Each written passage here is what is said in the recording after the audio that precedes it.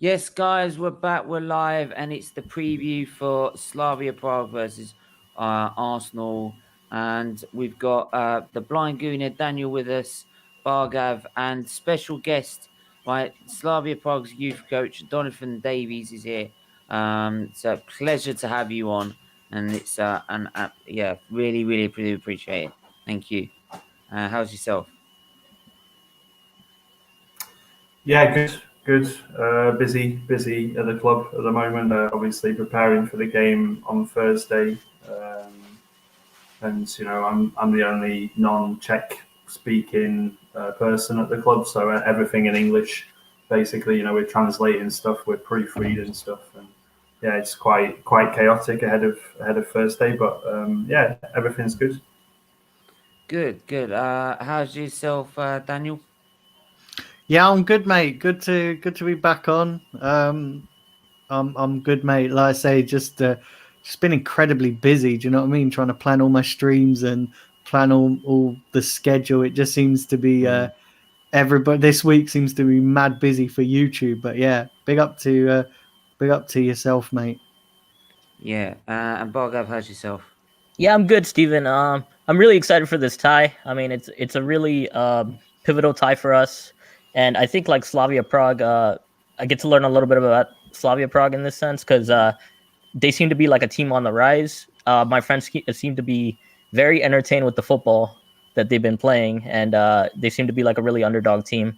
So I'm excited to discuss this and be here um, on the eve of the ties on the tie.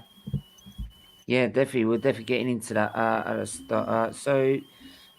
We'll get into sort of like this Slavia pod because they've had to beat Leicester and they've had to beat Rangers to get to this point. And with what I've heard from Slavia Prague, they're very good attacking, sort of high energy football. And what I've noticed is that if we play like we did against Liverpool on Saturday, I'm very worried as an Arsenal fan. How do you see this going into this, Jonathan?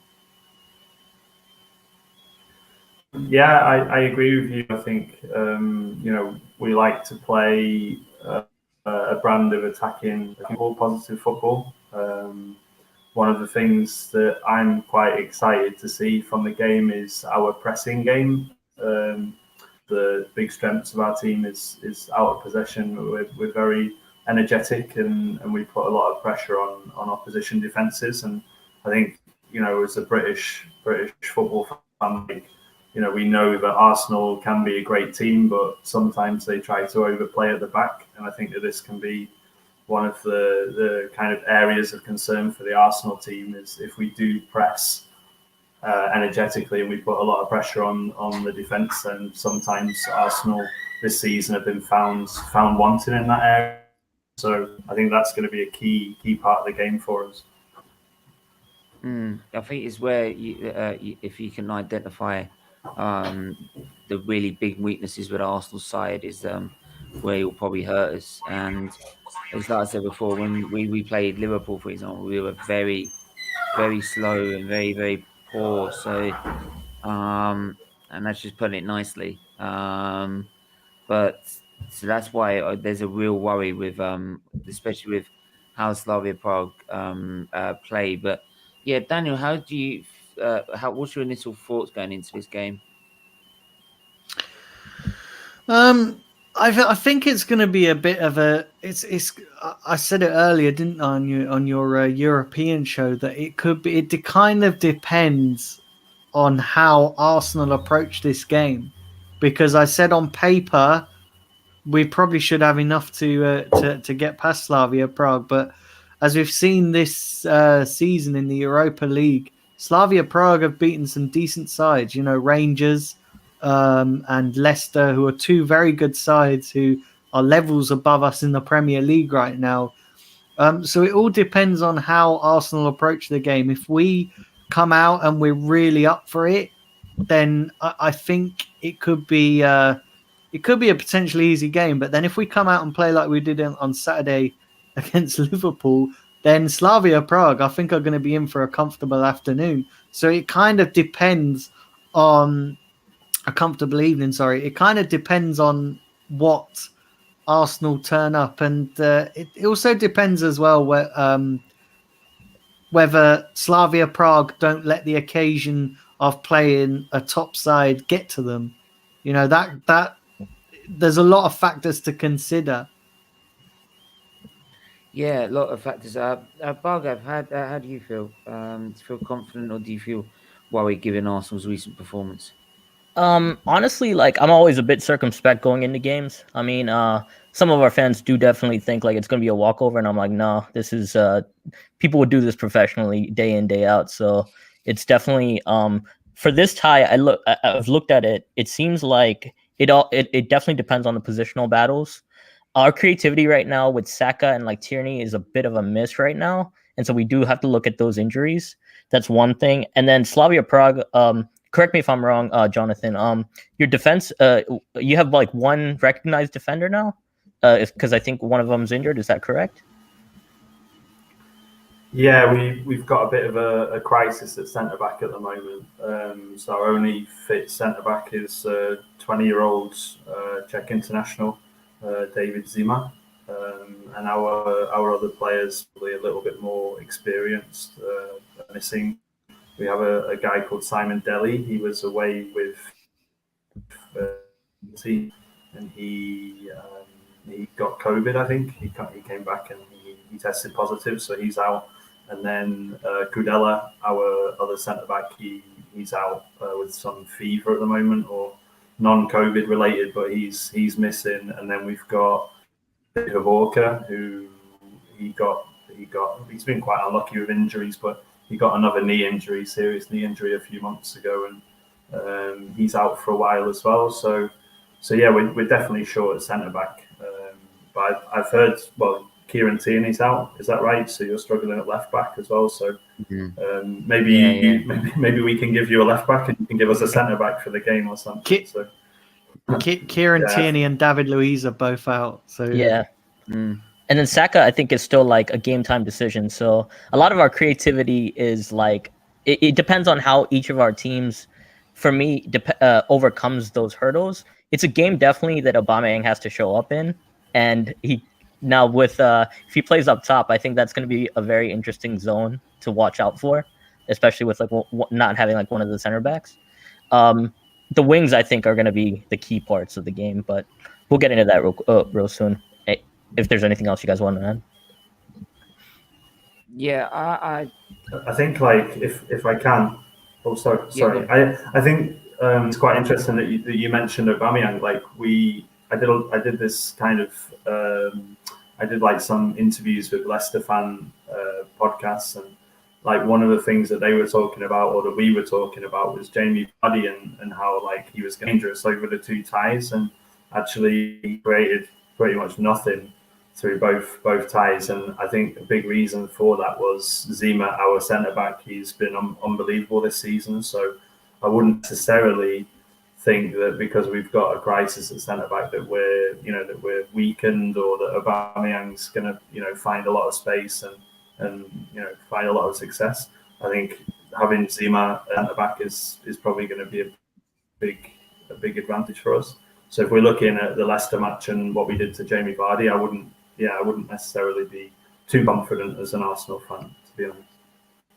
No, I think that I'm now to a point where I used to defend Aubameyang, and if it was a hindsight was a wonderful thing, I would say we would have sold him in the summer.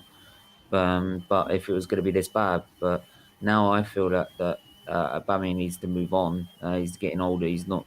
I don't think he's going to get any better. And we need to start sort of looking at players that are going to fit if we're going to look at a long-term project or a process, that we need to start looking at younger, better talent. And I see also get people like players like Martinelli who can play on the left. He can also play up front as well. So, and it's just like a very younger version for me. But a number of people in the chat already calling out Sema, and what I noticed, if he plays on the right with no Tierney there, he could cause a lot of problems, a lot of problems. So that's probably where a key area for me. Would you agree with that, Jonathan? Definitely, we've been very happy with Seamer's development this season. He started the season in the B team actually. It's his first season in top flight professional football, so he's been quite a revelation for us. Really, he scored a lot of goals, and you rightly said he plays off the right, and he's creating chances. He scores a lot of goals, and I think it is going to be a key area of the pitch for us. If we can get the ball to Sima, if we can exploit that right side, then I think that's going to be a potential area of success for us. It's quite interesting also that we have Sima right wing, but we have Alexander Barr as our right back, and he was definitely the player of the tie against Rangers. He's very forward thinking as a right back. He's more of a right winger actually during most of the games that we play. So I think down that right side, if we have Sima and Barr playing together, then that could be problematic for Arsenal during the game. So. Yeah, I mean, we saw that on Sunday on Saturday, sorry, with Alexander Arnold, for example, and Mo Salah. And Daniel, do you feel that is going to be like a key area that's going to really cause Arsenal a lot of problems if we're not careful? Yeah, I think it's listen. We unfortunately injuries have come at the worst time for us, because it's it is Europa League or bust, isn't it? Our season, so it's a bit unfortunate.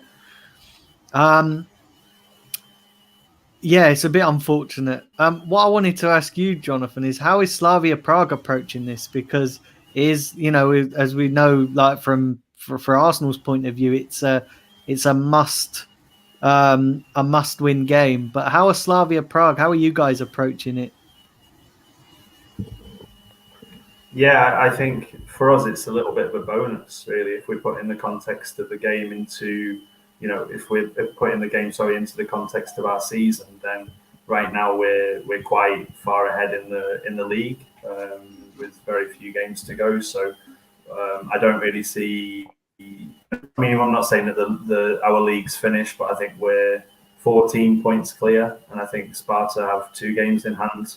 And actually, we're playing them on Sunday. We're playing them this weekend. So we've got Arsenal on Thursday, then we've got Sparta, like a Prague derby on Sunday, and then we've got Arsenal again. So it's quite a big week for us. But I think we're 14 points clear at the top of the Czech league, looking quite strong in the league. And then, obviously, this being in the quarterfinals, we didn't expect to get to this stage.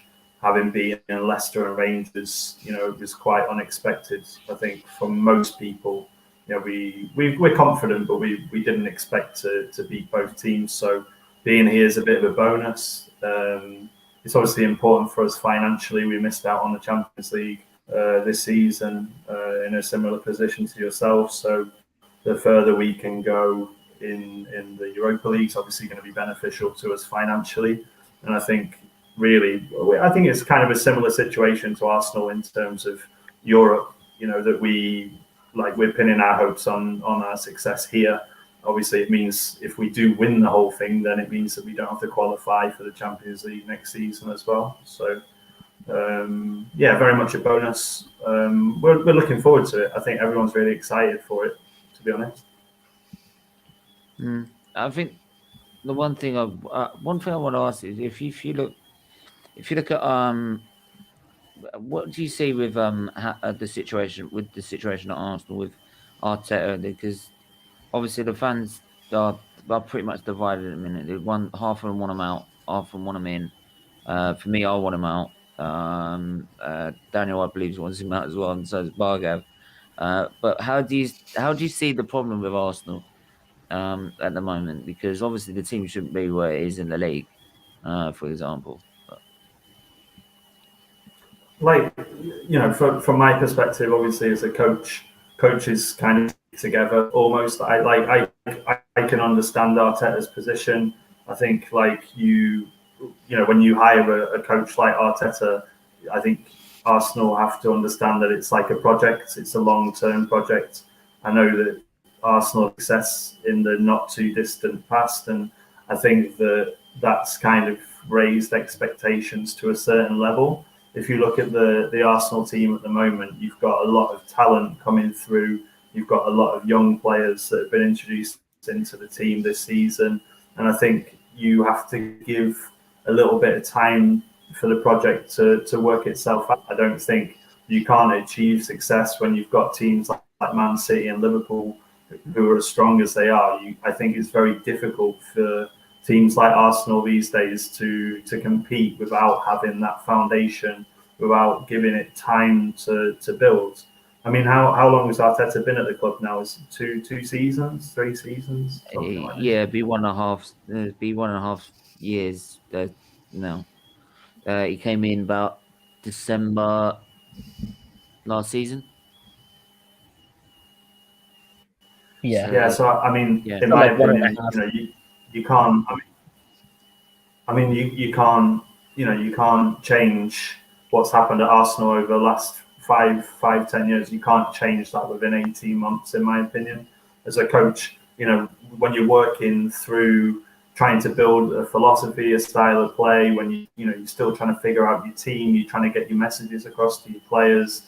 You're trying to kind of settle on a system and a style, then it just takes a long time. I think fans sometimes, nothing against yourself or any other fan that wants him out, but I think that some fans sometimes they look at the pitch and they look what's happening on the pitch, but perhaps they don't really consider what's going on behind the scenes and that kind of long-term project. And I think you're quite fortunate to have someone like Arteta with the experience that he's had under Guardiola, with the connection that he has with the club.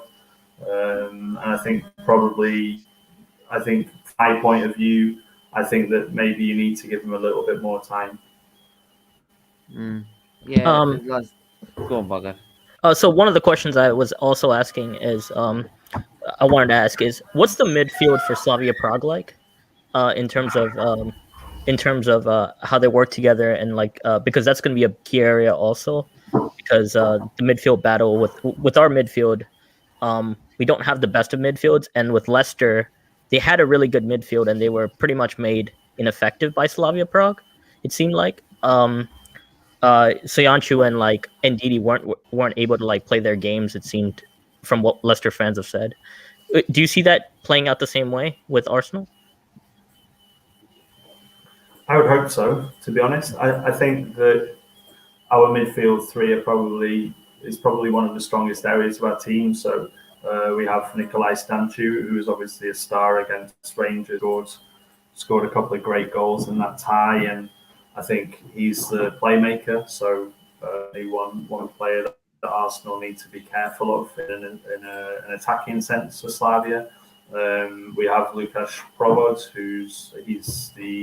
I think he's the leading assister in the Czech League this season, and he's capable of quality. He's kind of like a box to box, a little bit like Thomas Souček, I guess, if you would say. Probably a little bit better ball at his feet than Souček.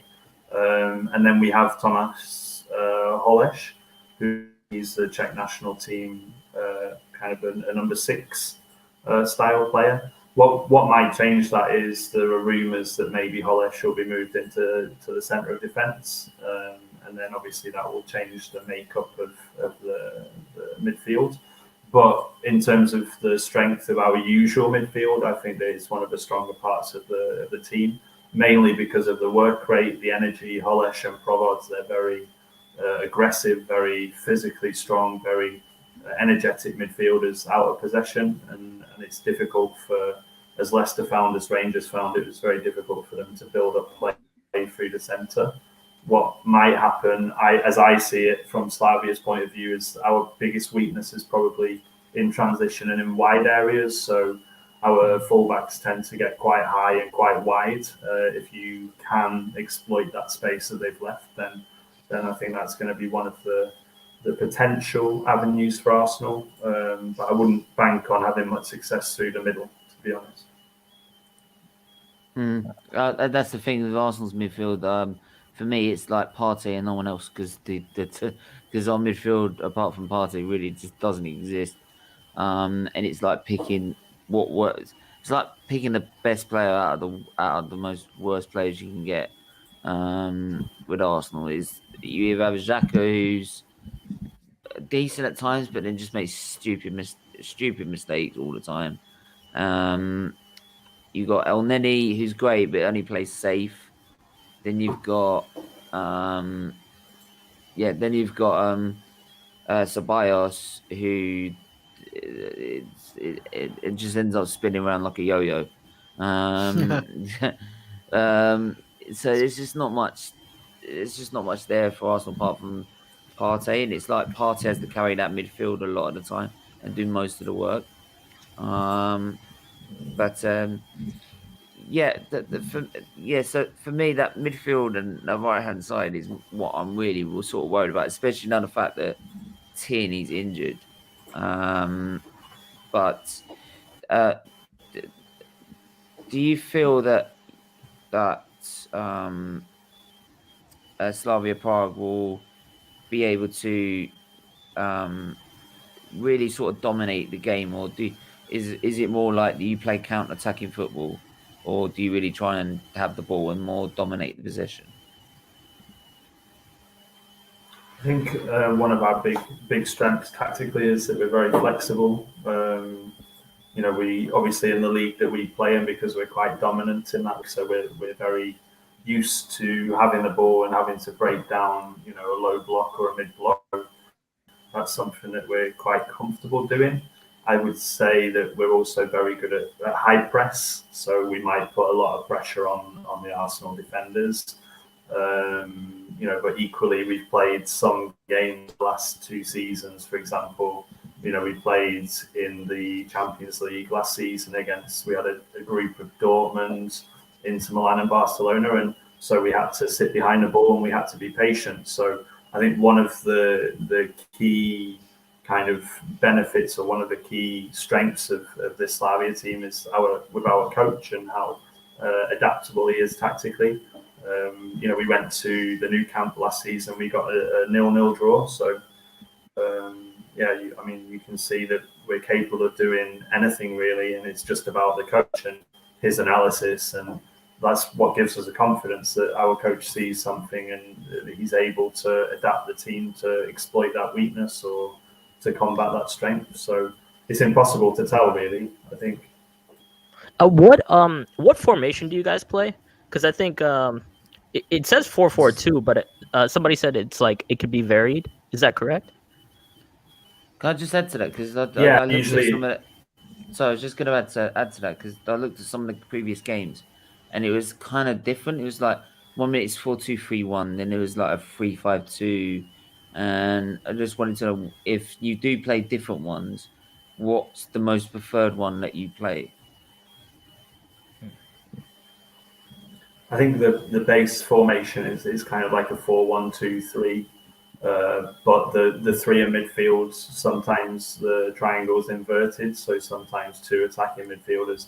It's kind of like a box-to-box midfield, so usually Stanchu is the player who's a number 10, and then Provod is like an 8, if you like, so box-to-box, and then Holesh is usually like the holding midfielder. There's a lot of flexibility in that as well, and one of the positives with Slavia, as I said, is our tactical flexibility. So at different periods of the game, it's different phases of the game we can play in different shapes. And I think that this is indicative of modern football. You have teams these days that are constantly switching formations, and you have to have that flexibility. And Slavia are no different. The only difference with Slavia is that a lot of people don't watch us, and so they don't know too much about us, which I think helps us a lot, or has helped us a lot in this campaign.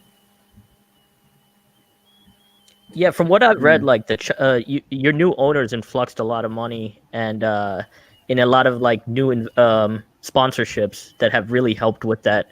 And I guess like Souček and Sufel going to West Ham is like one of the people that knew about them. They actually weren't surprised that they were able to go.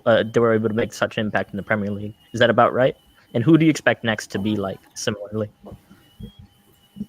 Yeah, for sure. I mean, in terms of you talked about the sponsorship, and like we've been quite fortunate the last 4 or 5 years that we've had money invested in the team, but it's not been crazy amounts. Like we're still not on the same level as the Premier League, obviously, and we've been quite wise with how we've invested that money up to this point, and obviously getting into the Champions League helped with our revenue and with the financial stability of the club.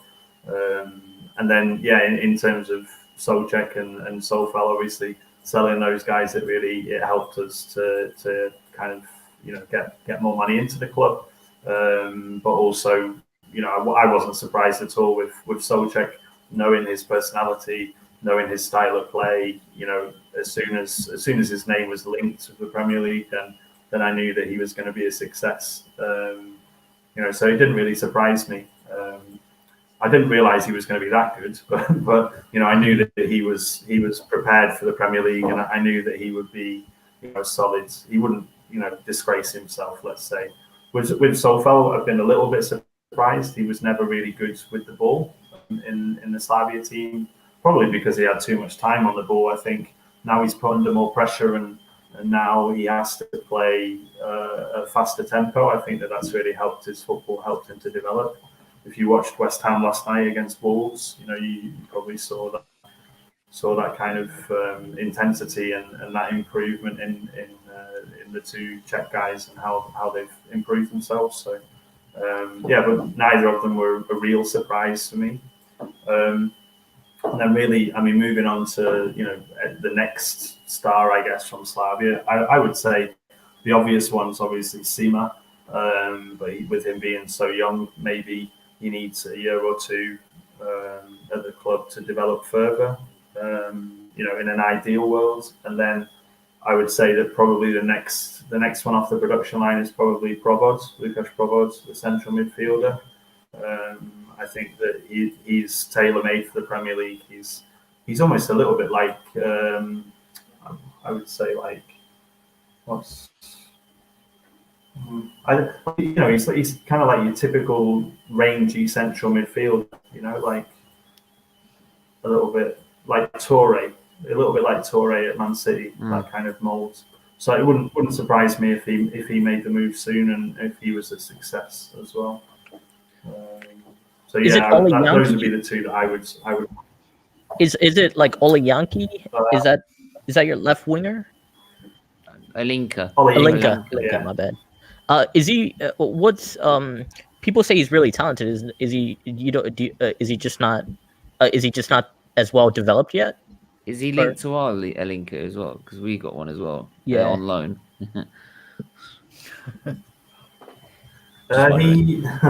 He's Olyanka's a strange one because I think he's very good at Slavia. I think that he's an excellent player for us in terms of the style of football that we play.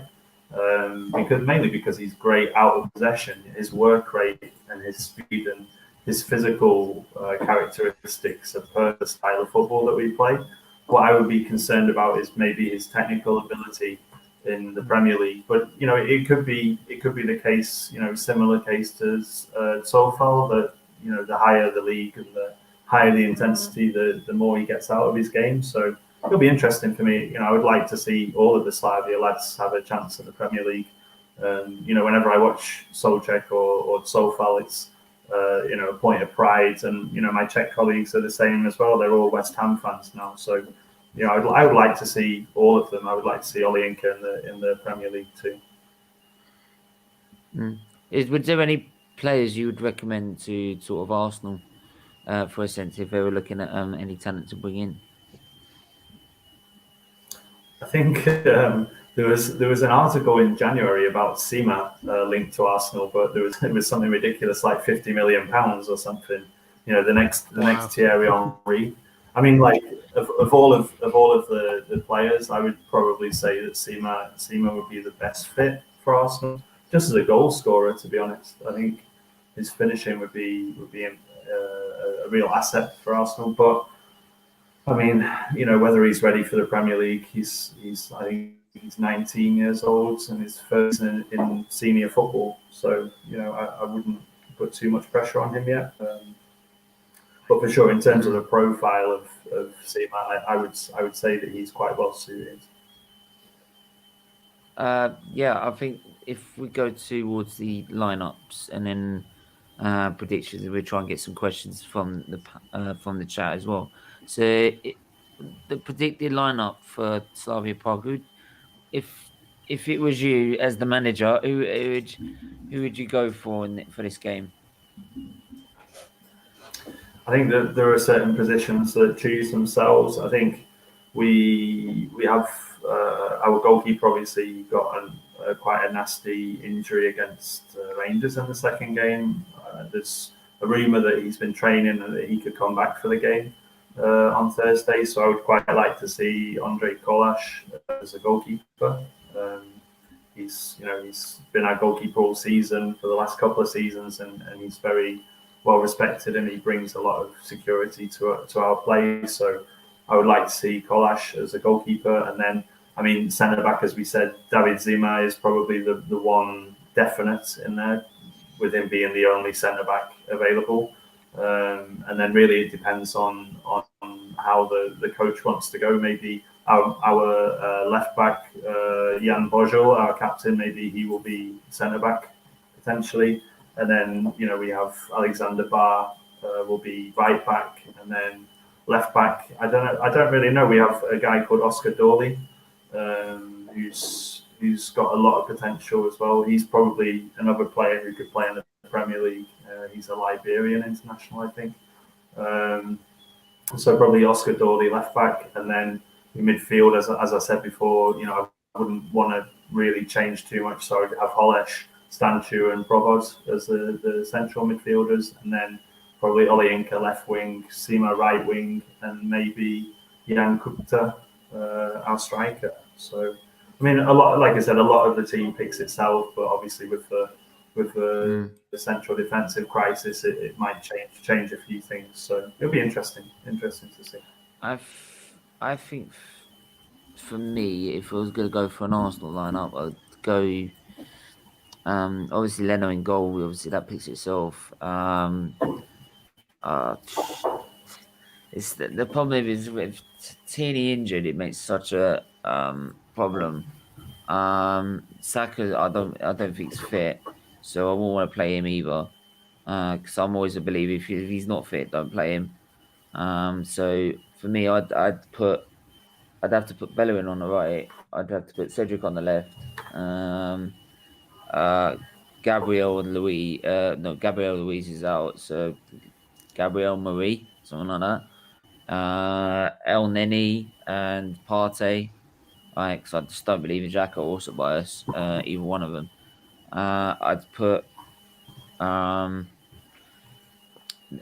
go on the right. I'd put do you know what? I'll put Pepe on the left. I'd put Odegaard in the middle, behind the striker. I'll put Martinelli up front, and I'll put Willian on the right, to be honest. And then that way, Willian and Pepe can switch ends during the game. That's what I would go with. Daniel, what would you say to that? Would you? Yeah, that's not a bad shout. Although I probably wouldn't play El Neni. I'd put Granit Xhaka in there just because El Neni's for me, I don't think he's good enough. And if you're picking the best one out, the worst of that bunch, it's got to be Granit Xhaka. Although I'm not a massive fan of Granit Xhaka either. And I probably would put Chambers at right back instead of Bellerin, and I'll put Cedric at left back. And I will probably, instead of playing Gabriel, I'll play maybe because is Rob Holding fit? I think is he so. fit for this game? Yeah, so I'll go Holding and Murray, but just because I have a better understanding. I think Gabriel. The problem with Gabriel, he's going to be a great player, but he needs that experienced defender next to him, and I don't think Murray is. I don't think them two, Gabriel and Mari, have the greatest of partnerships, whereas Holding and Mari, they seem to bring the best out of each other. So I will probably go for them And up front, I would probably I wouldn't go with Martinelli as a starter just because he hasn't had minutes. I will probably go with Lacazette for this one. And then, yeah, definitely Pepe on the left, Willian on the right. Although there's a chance that Smith Rowe could be back, right? There's a chance that he could be back. So it depends. That it might also get changed again. But yeah, that's not a bad shout. Not a bad shout at all. I mean, I love the thing is that it was great when you mentioned about Martinelli not getting minutes, and we all know why that is. But Bargav, Yeah, so for this game, I am attacking the wings as much as I can. But like the back four for me would be like obviously Leno in goal. You'd have Holding and Gabriel, and then you'd have at left back. It's probably gonna be Cedric. It's probably gonna be Bellerin, and because I think he wants to play attacking on the wings. The midfield's gonna be Partey and Xhaka if he's I'm pretty sure he's fit, so definitely that. And then I'd have Willian, Pepe, and Odegaard, and I'm pretty much going to highlight Odegaard because I think he needs to have a good game. If ESR is back, if Emil Smith-Rowe is back, I would go with that too. Probably somewhere on the wings, and then Aubameyang up top just for the in behind threat. That's what I would go with. But it's probably we know Arteta by now. Most of the lineups never. There's always some surprises to the lineups. Yeah. The only thing I disagree on, obviously, is Aubameyang because we played him up top now. We played him on the left. Like, we're gonna end up playing him all across the front area, and he's still going to get nothing out of him. But Jonathan, how are your fullbacks? I know you say you're right. Is it Bod? He tends to be like an attacking fullback more of the time. How about your left back? Yeah, as I said, usually it's Jan Bojel, who's our captain, but he might be moved to centre back for this game. So it will be interesting to see what happens in that regard. But if he is playing centre back, then we have Oscar Dorley, who actually going back to your previous question about Slavia players who could fit in at Arsenal, I think that he would be a really good acquisition for Arsenal. Actually, I think he's quite young. I think maybe 23, 24, and he plays all across the left side. He's left-footed. He plays all across the left side, and he plays central midfield as well. So he might be our left back on Thursday, and if so, then he's very good on the ball. I remember I think it was against Leicester. He came on with the last 10 minutes of the game, and he just controlled the game. Like, he's very good in pressure. He's very composed, and yeah, he's a great player. How he reacts at left back against some of the players that Arsenal have attacking players, I don't really know, but we're definitely not weak at fullback anyway. Yeah, we'll move on to score predictions, and then we'll try and get some questions answered before we end the stream. What would you go for, Jonathan? Would you score would be for this game? I'm gonna say that Slavia are going to lose 2-1, but the home leg. So I think that it will be 2-1 Arsenal, and I think that Slavia will be quite happy with that, considering the defensive problems that we have, or the defensive people missing in our centre of defence. I think that we'll take a 2-1 loss and an away goal and back to Prague. So anything like 2-1 Arsenal or 1-1, I think that we'll be happy with that. Okay, Daniel, what are you going for? Yeah, I'd like to think there's going to be a reaction here. So I'm probably going to go. I'm going to go. Maybe I'll take a 2-0 or a 3-0, but then I do think Slavia Prague could possibly score here. So yeah, I'm going to stick with what I said earlier, 2 or 3-0. I'd kind of take that. Okay, Bargav. I think 2-1's a fair prediction. I think what Jonathan said at the beginning. are playing behind, playing from behind the back, playing out from behind, we tend to give up we tend to get caught up in possession, and there'll probably be like a goal from there, just with the high press style.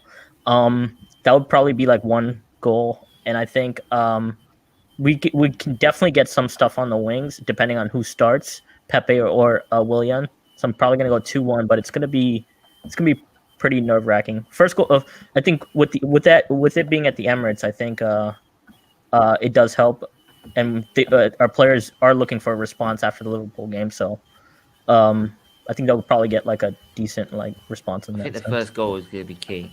Very key. First goal will be key, and for me, there's also will set the mood for the tie.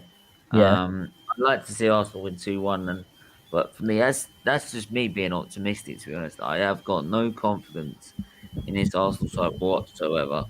And after last weekend, with everything that been going on around it, it really did hurt, and I don't have any faith really, not much.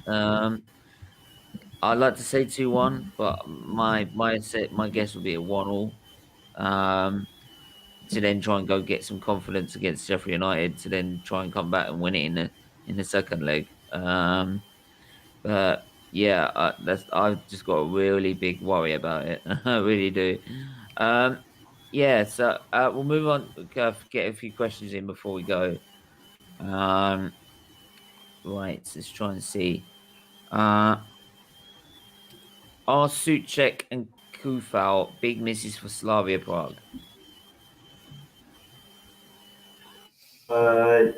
Yes and no. Really, I think whenever Slavia is a kind of a club where we're kind of like a family. So when one player leaves, or when two players leave, obviously it hurts us quite a lot, especially Czech because he came through our academy. So obviously had a huge affiliation with the club. So yes, we miss players like this on kind of like on an emotional level. This is why you see on social media Slavia fans follow West Ham now, and there's a lots of interactions on Sojek and Sofal's posts even after we won against Rangers. The players, they FaceTimed him on the pitch. I don't know if you guys saw that. They FaceTimed both of the players on the pitch. One after the Leicester game, I think Sojek after Leicester, and Sofal after Rangers. So you can see that emotionally they have a big connection with the club. And the quality of the players, obviously, any team's going to miss them. I would say that in terms of the replacements that we've brought in and our performances, that we've kind of done really well in terms of recruitment, and it hasn't really affected our performances on the pitch so much. We've replaced them. If you think at right back now, we've got Barr, who he's a really big talent, as we talked about, and we've got Thomas Hollish as the central midfielder to replace Sojek and Provod and these kinds of players. So I wouldn't say that we miss them in terms of our performances, but emotionally, as part of the club, it's always difficult to lose players who have come through the system and that are so affiliated with the club. Even at the training centre, we have on the outside, we've got a big picture of Thomas Sojek. On the side of the training centre, so he obviously holds a big place in everyone's hearts here. So, so yes and no in answer to your question. Yeah, Bug, I've just quickly checked the DMs for us.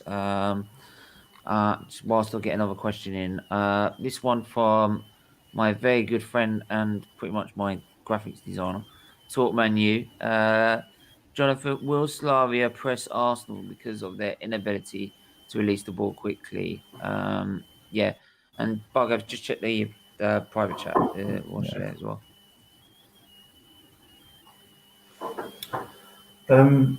I think I watched the tie against Olympiacos, and obviously they caused you guys some issue when they did press tie effectively. And the big part of this is our play off the ball, so how we defend, and obviously a feature of that is the high press. So I do fear for Arsenal. From a tactical point of view, from watching both sides, I do think that that's an area of potential concern for Arsenal. And that if we do press, then that could be problematic. But whether we do that for long periods, I think that we're quite smart in how we press. I think, and when we press, we're not pressing all the time. We choose our moments, and that will be a big part of the game on Thursday, is how we decide to press and when we decide to press.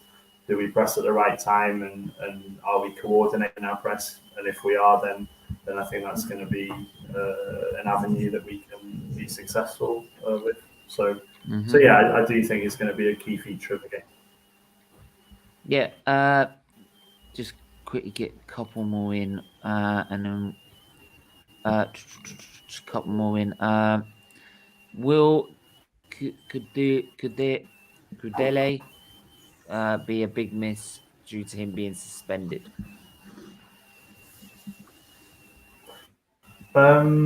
Yes.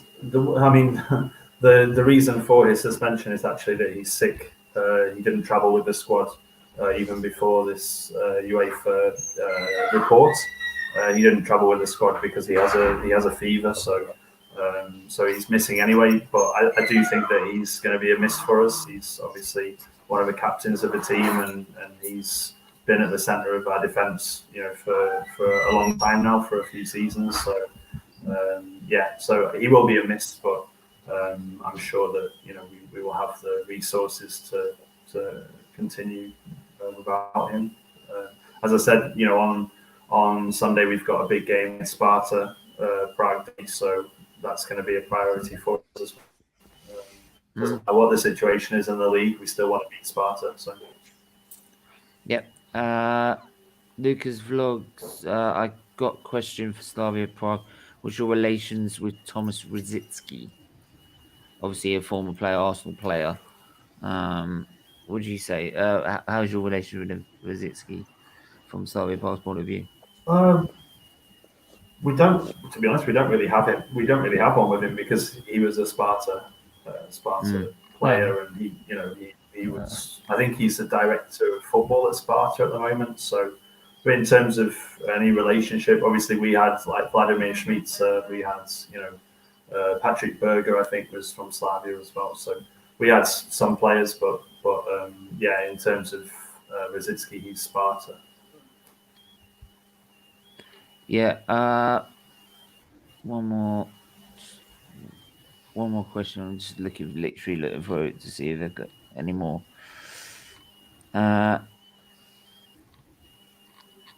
Should find someone.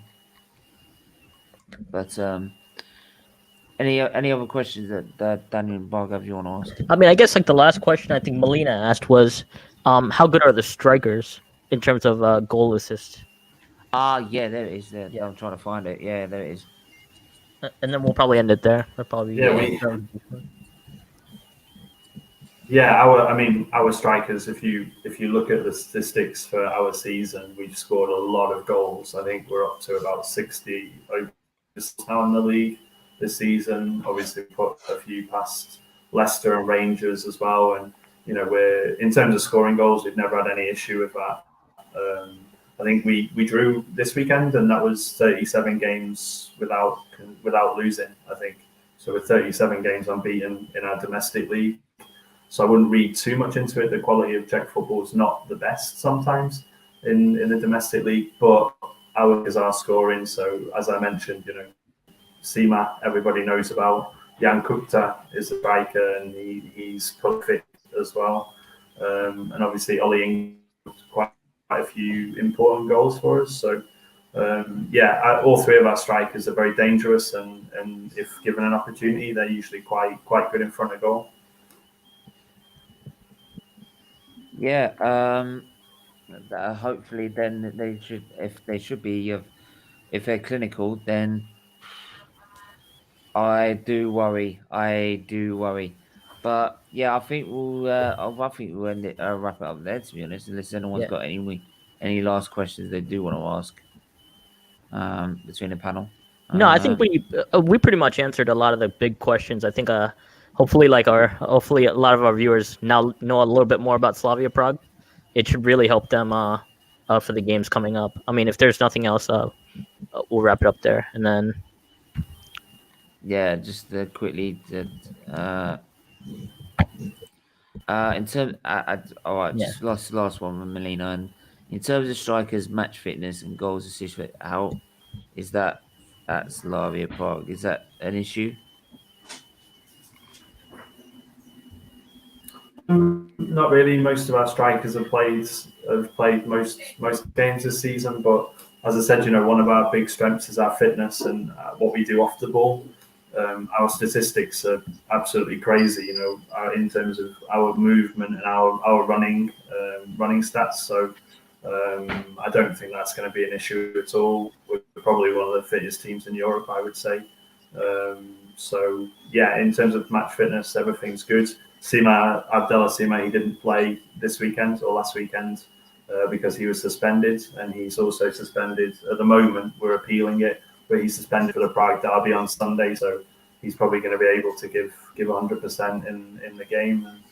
And, everything in terms of the strikers, we're fit and ready to go, and it's probably going to be one of the most effective areas of our team. Yeah. I think we will wrap it up there and just quickly put something in the chat very quickly. So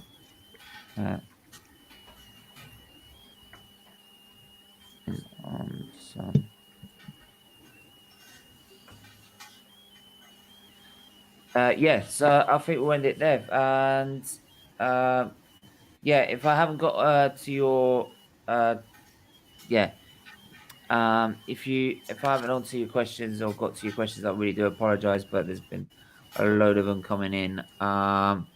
Just quick, what bug are you just saying it? Make sure if ever anyone is busy. I don't know why you put hepatic encephalopathy. It's just encephalopathy. But yeah, if you do have a chance, please check into that, because that's the most important stream out of the whole channel, because it raises awareness about liver disease and it raises awareness about all kinds of issues as well. So, but yeah, Jonathan, I really, really do appreciate you coming on. It really has been a pleasure. And I'd hope we could probably do this at some point next week for the next preview, if that's okay with you.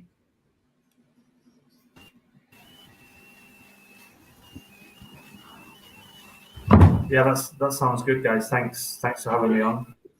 It's been a pleasure. Yeah, we'll we'll sort that out at some time. But yeah, again, Daniel Blindgooder, pleasure to have you on as always. Same with you, Bargav, as always. But yeah, Daniel, pleasure as always. Yeah, no worries, mate. Anytime, you know that. Anytime, just give me a shout. Wicked. But yeah, everyone else has tuned in. Please do hit the subscribe button. Do hit the like button. All right, and we'll be back at 6 p.m. with that liver awareness show. So make sure you tune into that. If you have any causes you want to raise, it's an open session. You can jump on and you can raise any causes you want to raise up whilst we're talking about anemia, encephalopathy, and stuff like that. Any So, charity also, any charity, anything any charity, anything that you want to raise. Until then, everyone stay safe, stay well, and we'll speak to you soon. Bye bye.